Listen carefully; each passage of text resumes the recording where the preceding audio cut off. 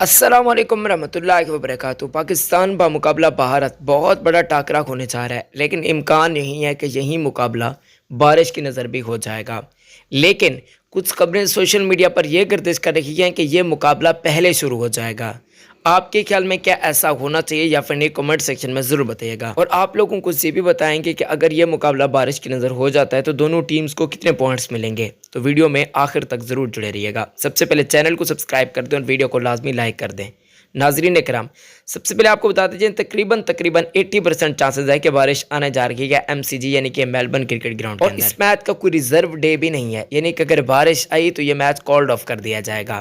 Points कितने मिलेंगे? Points मिलेंगे जी एक भारत को, एक पाकिस्तान। सोशल मीडिया पर चलने वाली मुख्तलिफ किस्म की पोस्टें जिनमें यह बताया जा रहा है कि ये मैच आज कल परसों पहले शुरू कर दिया जाएगा, तो ऐसा कुछ भी नहीं होना। मेलबर्न के अगर हम अभी के हालात की बातचीत करते हैं तो वहां पर बारिश चल रही है, यानी वक्फे वक्फे से बारिश वगैरह चल रही है। हाँ, अलबत्ता वेन्यू तब्दील किया जा सकता है, लेकिन इस पर भी कोई ऑफिशियल कन्फर्म न्यूज़ सामने नहीं है। बस सोशल मीडिया पर पोस्टें ही चल रही हैं कि वेन्यू तब्दील होने जा रहा है।